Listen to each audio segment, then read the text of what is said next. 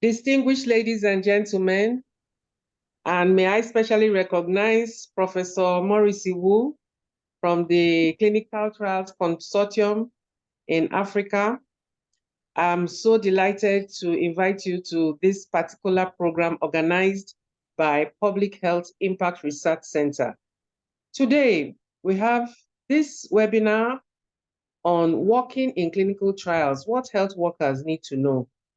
And our distinguished guest, who is going to be speaking to us, sharing her experience, is no other person than Mwada Lawan, a specialist nurse practitioner, cardiology research.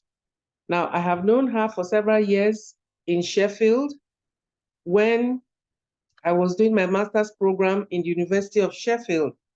And it has been a dream that people like her will be able to share with Nigerian health workers what they have been doing in the space of clinical trials, because even overseas, there are not many.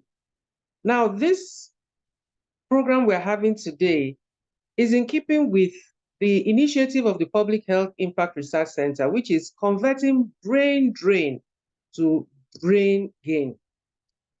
We have so many health professionals in diaspora who wish to transfer skills to health professionals in Nigeria.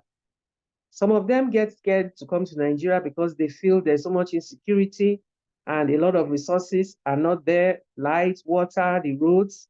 But skill transfer can not only be done via face-to-face encounter during family visits, for instance, during family visits or relatives, during visits to families and relatives back at home. You can have it done via webinars like we're doing today, through telemedicine, social media, and even electronic mail.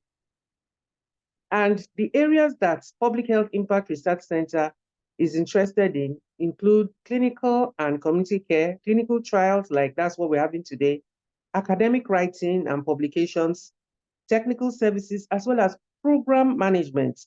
And we have some areas of focus: patient support groups for mental illness and cancer, school health programs, immunization coverage in hard-to-reach areas, teaching of children with special education needs, waste management and urban renewal, minimal invasive surgery, proton therapy, 3D printing, ambulatory home-based care. This is just for a start. So our hope is that by the time we continue to engage experts like we have here, who are versed in some of these areas, that gradually we will begin to reap the benefits of the brain drain that took away some of our brilliant professionals. And they will be able to find ways to build capacity, and we will be doing similar things as they are doing overseas. Singapore did it, Dubai did it, and so many other countries that were at one time developing like us. So I believe that we can do it. And this is the modest contribution of Public Health Impact Research Center, a research-based non-governmental organization founded in 2002, 22 years ago. So I'm going to now read out the citation of Mwada Lawan before I call her to give her talk on her experience working in clinical trials. Mwada Lawan is a very experienced and passionate nurse working at various levels of care settings. She has done several clinical trials, particularly in cardiology, where her role has been a specialist nurse practitioner for cardiology research. She works with consultants, investigators, nurses, pharmacists, and healthcare assistants. She has led nurses and carers by being responsible for their training. Mwada has traveled worldwide for investigators' meetings and has an article on clinical trial research published in the British Journal of Cardiac Nursing. Mwada worked at the Rotherham Hospital for 10 years, participating in clinical trial studies, but is now working in the community, Pilgrim Hospital, Lincoln Hospital, and various other hospitals, as an agency nurse. Ladies and gentlemen, please join me to welcome Mwada Lawan, our guest speaker for today. Thank you so much, Madam. Thank you very much, Dr. Oseji, and thank you for your invitation. Thank you for everyone listening to me tonight. I am very, very privileged of knowing Dr. Oseji. She is a very, very eloquent, passionate, and have heart for Africa, particularly our country, Nigeria. Nigeria has a potential. It's a big country which we should stand out for other people to see how Nigeria is in the whole world. And such people like you, Dr. Oseji, you doing very well, and we hope other people will follow your footsteps. Okay, as you have introduced me, as you wanted me to talk on my experience in clinical trials. What do we want other healthcare to know about clinical trials? Clinical trial research is built purposely for medical research study to test whether different type of treatment or medication which we give to all our patients, residents, are safe to do so. People who are very determined to do clinical research, like the doctors, must prove that is there any chance that the new medication that they wanted to investigate is better than what we have now in use. In that case, many doctors, investigator, coordinator, they have gone far connecting with the pharmaceutical companies worldwide, which wanted to find out this therapeutic medication to progress our therapeutic care for our patients. What do we need to know? We need to know about the medical, surgical, or behavioral treatment of people. We need to know what we want to get out of this clinical trial. We need to know our participant, which involved human participant or group of people relating to their health, intervention, and to enable effective treatment for them. During my trials, when I was doing it for 10 years, I have participated in 15 studies, which I have traveled a lot across. Today, I'm going to brief you just shortly about this medication for heart failure, scribital valsartan in advanced heart failure, which I had the privilege to travel to Barcelona for investigator meeting for this LCZ heart failure medication. Clinical trials here across UK, almost all our hospitals, they're conducting clinical trials, and as I said before, is for the same purpose, for effective improvement of new medication. So what do we know as nurses working under the doctors, the coordinator, who spend the time to make sure that, well, we will study some medication that will be better for future treatment for our patient. As a nurse, we need to know what type of people or participant, investigator wanted us to recruit for them. What are the safety of the medication? What are the right people to go into it? We need to know the safety of the well-being of the subject that we are recruiting. Not even that, we also need education because we want to educate our participants about what they're going into. We need to educate their family and relatives. We also need an area where this research is going to be conducted effectively and safely in such an environment for the well-being of our patients. How do we manage them? We don't just recruit them, we look after them through lifestyle.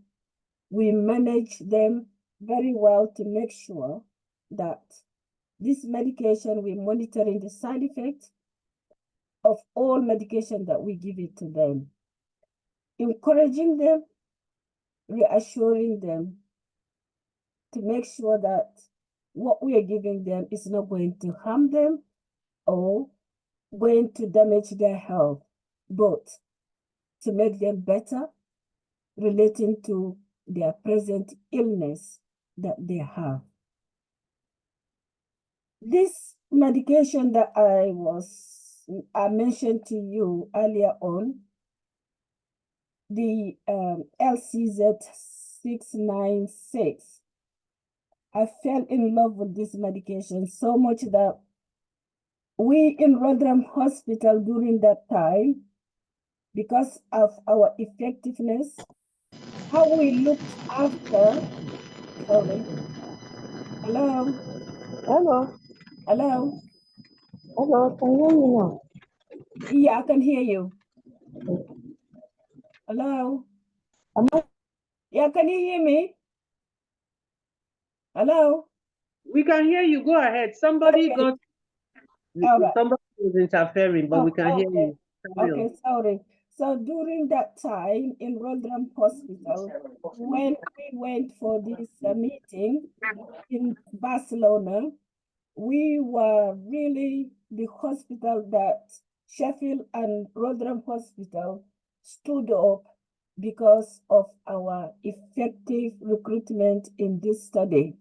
Because our patients who were on it, the participants, they look well. There was a lot of side effects because we monitored them very well, and we were really, really applauded by all the other people, like from all the investigators, worldwide people who come from America, United Kingdom, the European country, the Australian, and all other places. We did very well, and I was proud of that medication that now the scrovital valsartan, which is known as Entresto, is very effective in use for all patients who have heart failure or advanced heart failure, and it's been used now worldwide as medication that will treat heart failure patients. My observation about this medication, when we started, we give thorough thought of it, both the principal investigator and me as a nurse who is in charge of my group, how we are going to take steps to make this work. So for us, or healthcare workers who wanted to know about clinical trial, before you start, know yourself. principal investigator or coordinator, know yourself as a nurse or healthcare assistant or somebody maybe domestic who clean all your environment, what you are going into and what you are going to impact into these people who are volunteering to come into this study. There are some people whom they want to be paid for study. There are some people who just volunteer to come in. And when they come, they need to be looked after very well, of which we have done it and we have seen the result of it as the medication that is astonishingly striking all previous heart failure medications since 1980s. So this medication, we were very, very proud of it, and is still in use and therapeutically in use, and we are happy with the outcomes of the study. As a principal investigator, which is the doctors and the coordinator, we need to know their mission, because also they're connected with all the pharmaceutical company, and then they work out what they wanted to do. So we nurses and healthcare, we need to support them by how? By effectively engage and studying and know about the subject which you are going to take part in it. Know the disease, know the prevention, and know the treatment. And when you study your subject very well, you will be effective in what you wanted to do in that study, and do it to the best of the knowledge which the principal investigator have recruited you to do this study for them. I think I will just give people chance if you want to ask question. I don't know what to say again, but this is just briefly on this interest of valsartan, which to me has been really, really striking medication that I am proud of. Thank you. Any question? Much, Mwada, I can see how excited you are about the study you did and the acclamation that your hospital had for the efficiency in carrying it out. May I ask, do you know how much it costs to conduct any of these trials?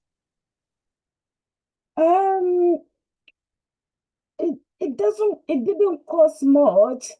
As a principal investigator, what you need is the salary of your staff that you are recruiting to work for you. So it's not fixed amount, but you need somebody with experience to be in charge of recruiting the participants, knowledgeable, because you don't want to put something and you fail over it. So it's all depends on how many nurses you want, and how many junior doctors or other clinicians. The pharmacy, of course, you will negotiate with the pharmacy in the hospital, and the pharmacy involvement is the storing. Hello? Hello?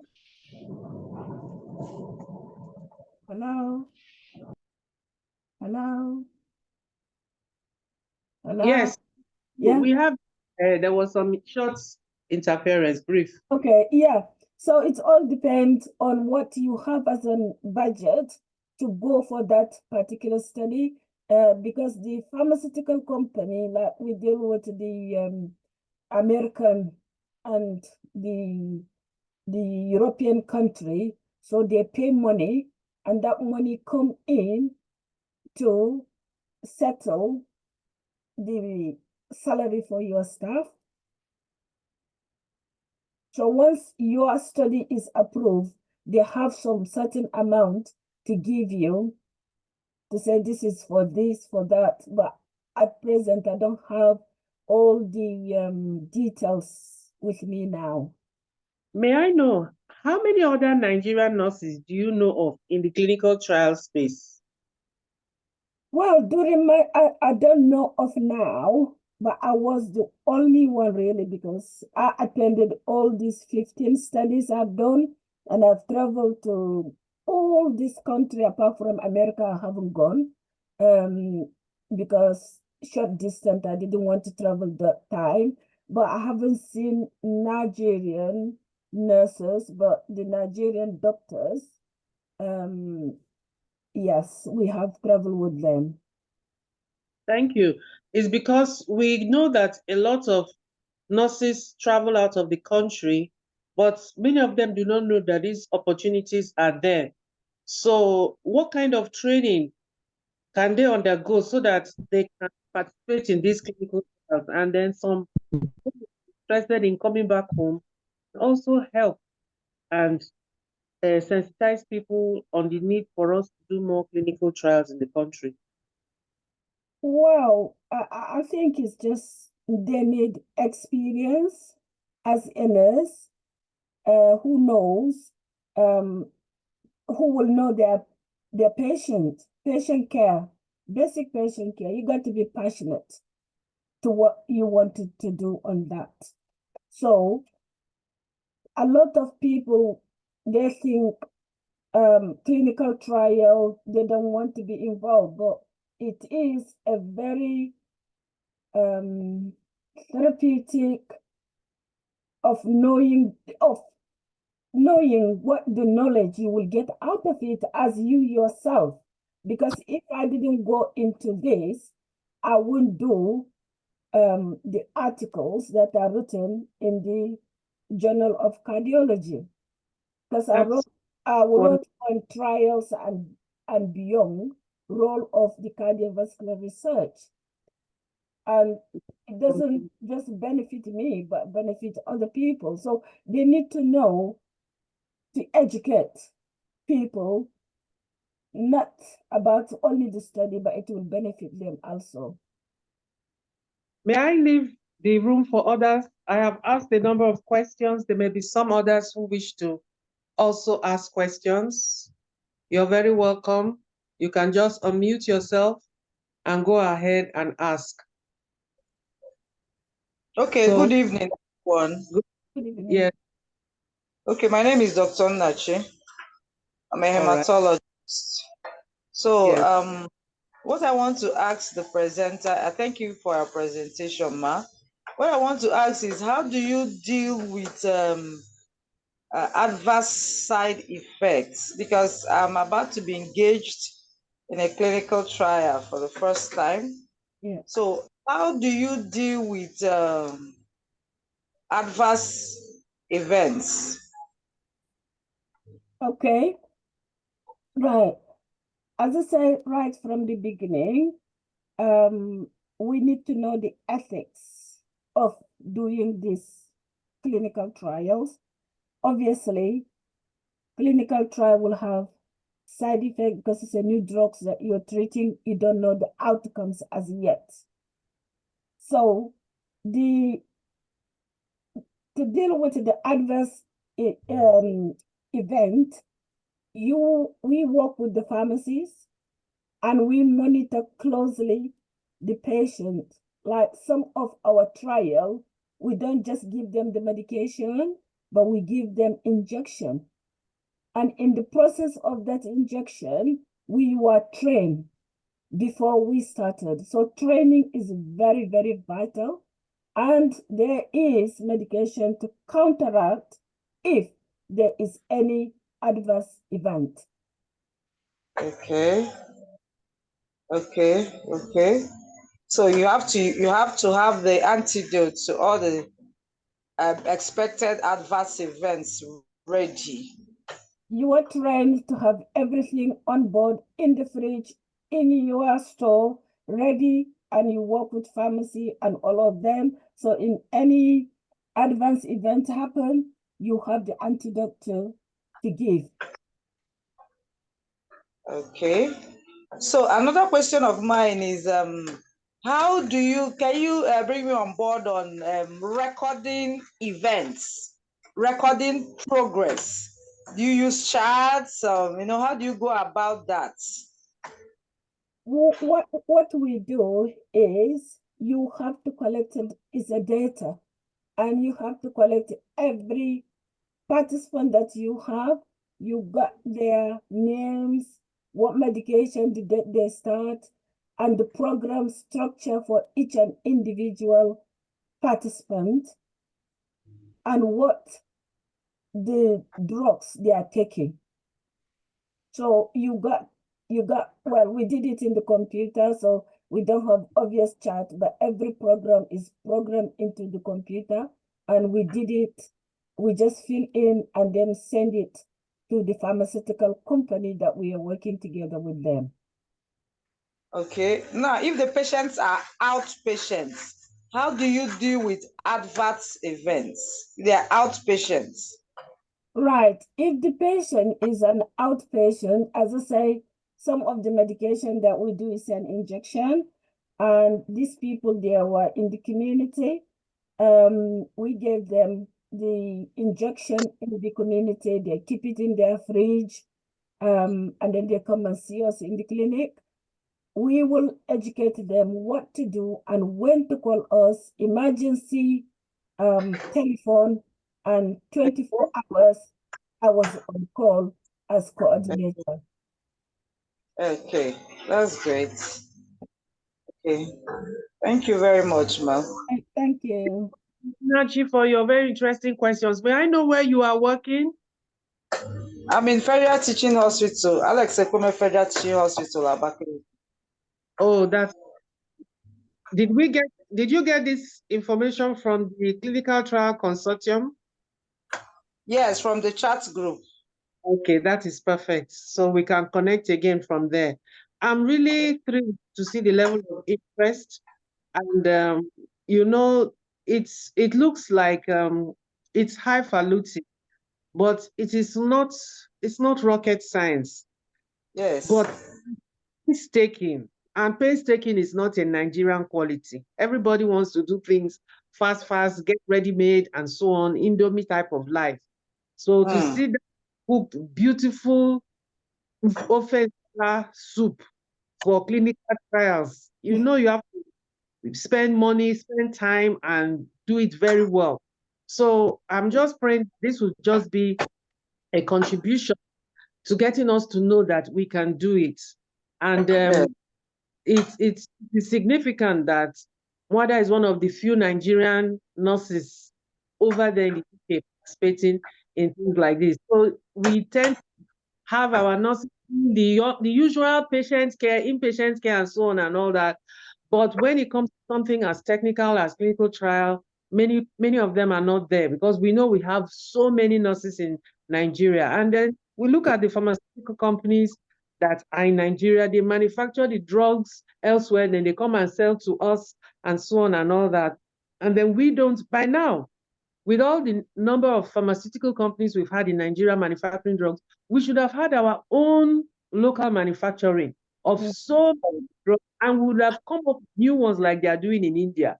So that transfer of technology is not happening, and this webinar is just a little contribution to bridge that gap. So there are others who want to ask questions. Yeah, can I say something, ma'am? Doc, this is Professor Yu. Yes, Prof. Glad to hear you. Yeah, I don't have a question as such, just to thank the Dr.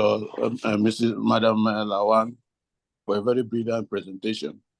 As you know, we have been involved in some clinical trials, but seeing somebody who was there in the working room is really something to listen to. So thank you, ma'am. Thank you. And then for your network, I think it's a very good idea to network with those in diaspora, so that between the diasporans and those of us at home, it will be able to serve the country.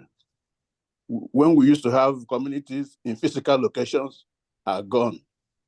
Now we do have virtual communities, and there's nothing that stops us from linking to our people in diaspora. One of the things that I liked about her presentation is that it differs from the American model. In America, they use CROs, and that distorts the picture. Because if a CRO is the one who is conducting the trial, you have little or nothing to do with the company who is sponsoring it.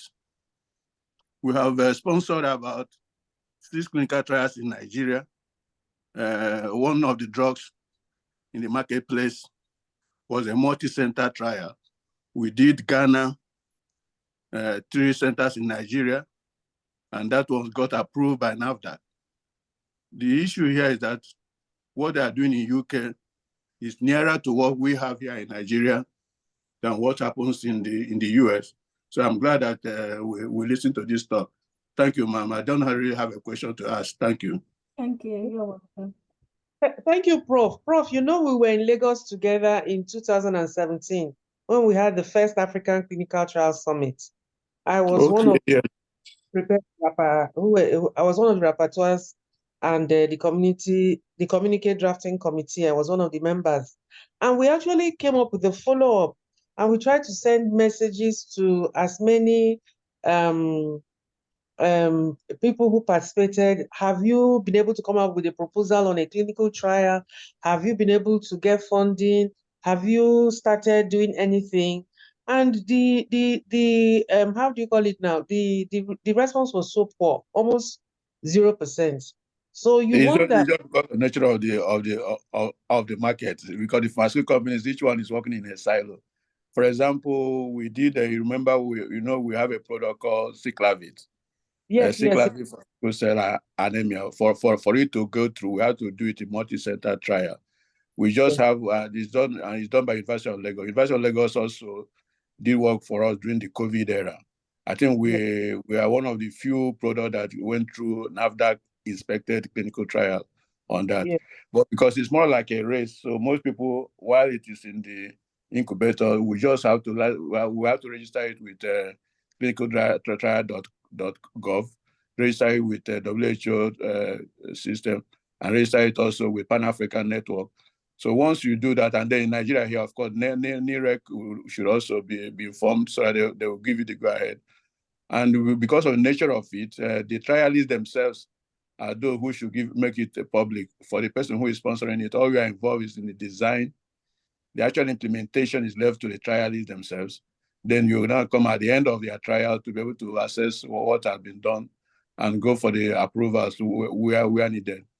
So for now, for example, we have a project that just finished by University of Lagos. We are working with University of Lagos and Nnamdi University, Oka. They have done, the 2 universities, their medical schools, they collaborate in the project we have sponsored so far.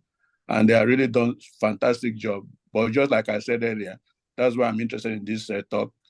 The model in the UK is patient-centered, unlike what happens in the US, where the CROs are the ones who manage the process. So this talk for me is very useful to know what really happens in the bedside. So, Prof, what I'm saying is that when we think of the number of universities that we have, and all of them have the mandate to conduct research, many of them have medical schools, they have pharmacy schools and nursing schools, and they are all there with all these so many professionals together. Forming a multidisciplinary team should not be a problem. Why is the number of locally manufactured products, whether it is medicinal products or whether it is vaccines, why are they not as high as the number of institutions that we have? What are the others doing? You've mentioned 2 institutions. You mentioned University of Lagos twice, and you mentioned Nnamdi Azikiwe once. What is Ibadan doing? What is Port Harcourt doing? What is Enugu doing? And so on and so forth. Prof, what do you think about that?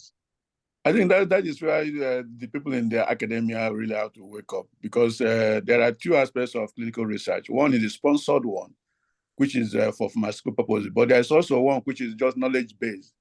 And nothing stops using the grant mechanism. Nothing stops any university from getting up and then approaching either TED Fund or any of the grant awarding bodies. Even the FDA gives grants, WHO gives grants, and even NIH gives grants. And nothing stops them from having such grant access and doing clinical research, not for the purpose of being able to have a drug registered, but for knowledge base. Let me give you a very small example. In 2021, we embarked on a study to study the effect of this normal anti-malaria drug, artemisinin, because of its antiviral property, and it was used to be able to stop the COVID virus. It was a very exciting work. We went through all the processes, spent a lot of money, but by the time that the University of Abuja was to embark on the study, there was a drop in COVID. To recruit patients became a problem, and that study was really stopped. But if, for example, that they had grant on their own, they can then be able to continue, since we had already gotten all the approvals, both NAFDAC and everybody. We have paid all the upfront money.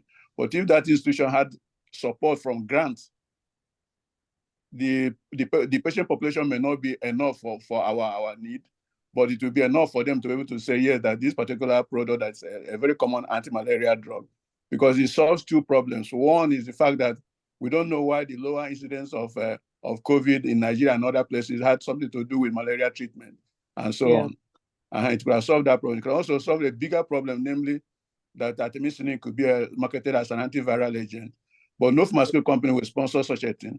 But purely academic research can take that on. So it is, I think, we all share in the blame, both the drug companies, both the academia and the government. We all share in the blame why these things are not happening. And that's why what you are doing is very important, to bring us all together to challenge this whole issue of our not having enough work doing. But what I said, one way out is like the kind of work Madam is doing.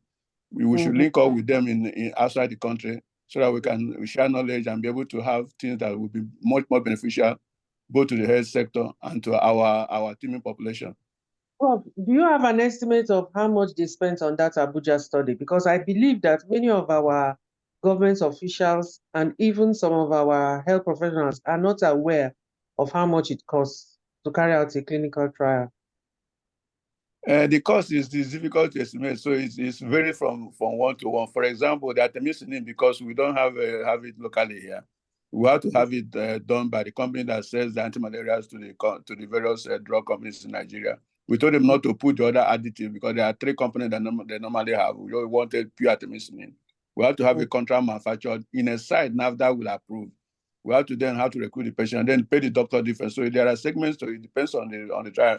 The most expensive one we have had was the cyclavit one, because it lasted for 5 years, and then and because it was done in different cohorts, so each cohort had to be married to the other cohort. And sometimes when we now finished, the statisticians raised the problem. We had to start all over again and so on. So each one is different, because we didn't. They say we are not. That they cannot really compare the population we have, because the cohorts were not the same and all that. So each one is different from the other. So it's very difficult, but in terms of the doctors, just like Madam said, it is not really that expensive, but it is pricey enough, because you need to have all the experts in the various disciplines.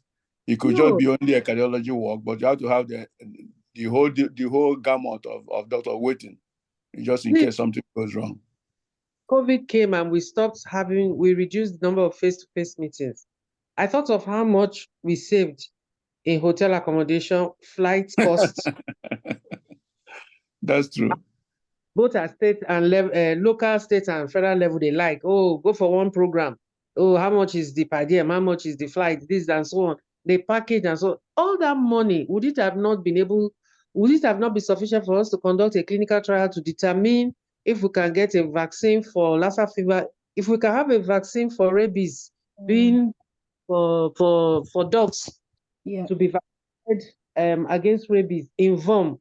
That's science there. Why can't we use it for Lassa fever? Why can't we use it for some of these other conditions? Why must we wait for the foreign research, foreign grants making bodies to support us. What are our philanthropists who are building mansions and doing parties and so on? We need to do advocacy to them that some of those, there are plenty money, they can use it for research. But before they will commit to the research, they have to be convinced that the researchers know what they are doing. They have to be able to look at a research proposal and say, yes, this is fundable, and so on and so forth.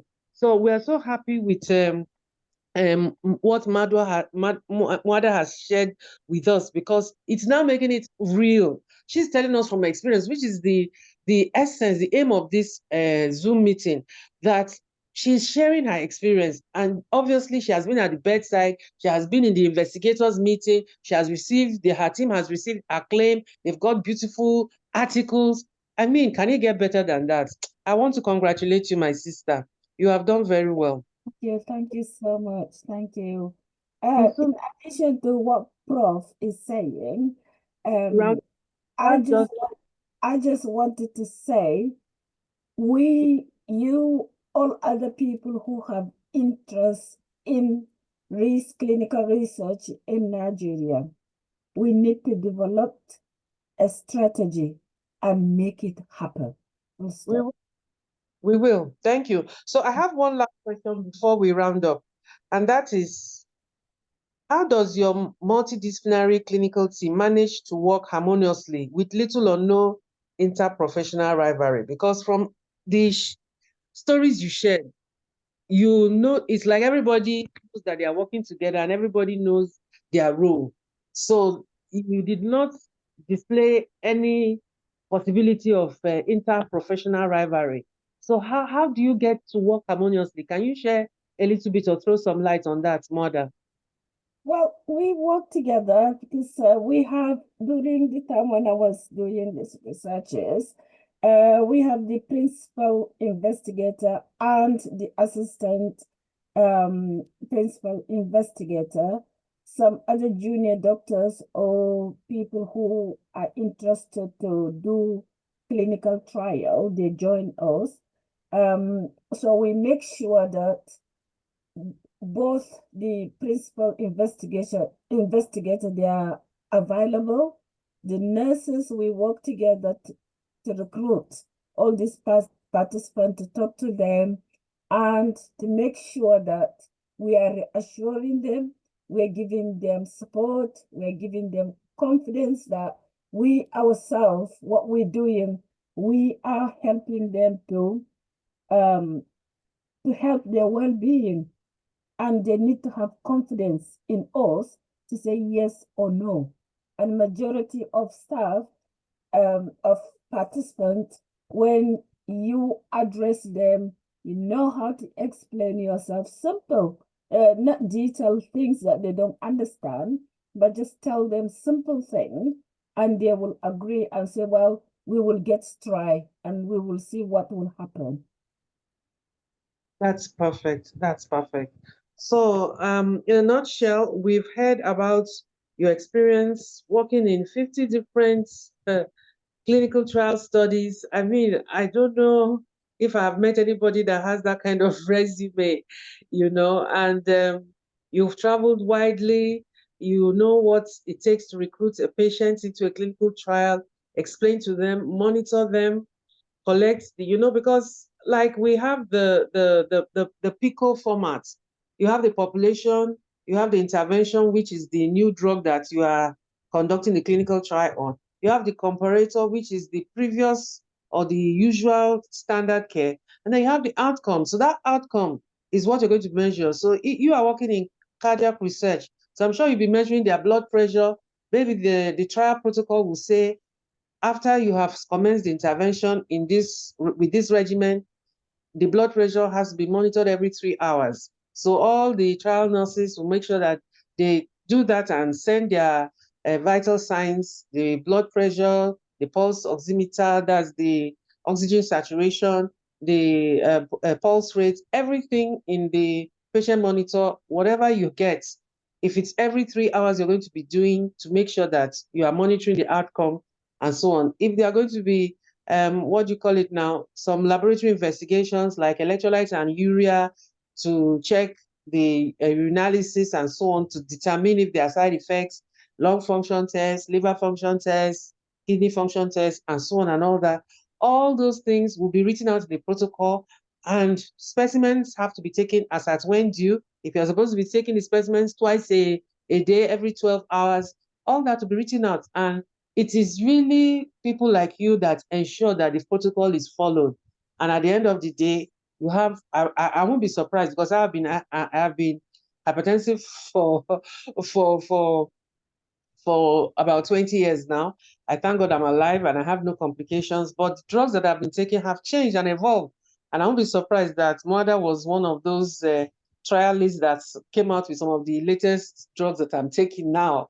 So it's really so fascinating. And I believe that if we have this level of creative work in the health sector, everybody doing something, coming out, you can imagine if you have been conducting a trial like Professor Morris who said for 5 years, and it finally came out, the drug was approved, and it's not only approved by NAFDAC, FDA approves it, UK, their own drug regulatory body approves it.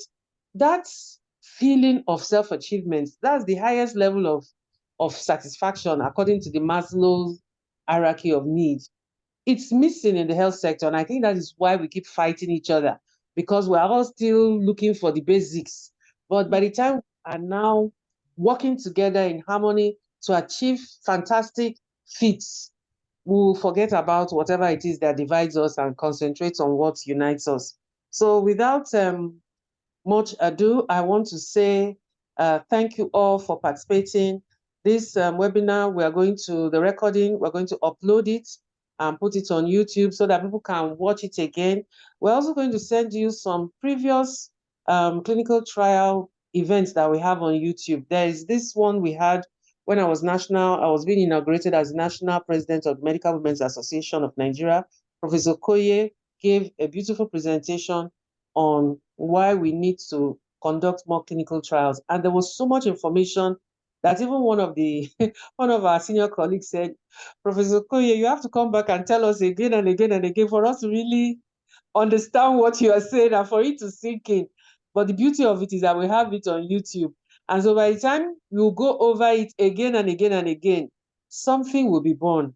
And I believe that we will be meeting in different platforms and working together to support clinical trials. So, Mwada, if anybody asks me for your contact, is it okay that I give them? Yeah, no problem. Yeah, you can. Yeah. Your email, phone number, that we keep up. We can the discussions, and then let's hope that in a couple of years, if we are able to find ourselves involved in a clinical trial, we will come back with maybe a goat. What do you like? Okay. Thank you. To say thank you, Father, for stimulating and making anything. I just appreciate you for involving me into this, because, as I say, part of our mission is to do good for our country. I have passion for Nigeria, and sometimes people think, oh, I can't do this. Even me, myself, I thought I cannot do anything. But when you support and you encourage, like people like you will continue to encourage us to move forward, because there are some nurses out there which they have very knowledgeable, but they don't know maybe how to come across. And by you encouraging, I think things will be better for our colleague Nigerian nurses. So if you don't mind, can everybody, just as we're wrapping up, just put on your video. Mother, you didn't put on your video at all. I know, because oh, yeah, can you see me now? Remove your hand so we can see your beautiful face. Can we just No, I don't have beautiful face. Oh, dear. Sorry, I won't be able to put on my video. I'm in the kitchen, but I just have to listen. It's all right.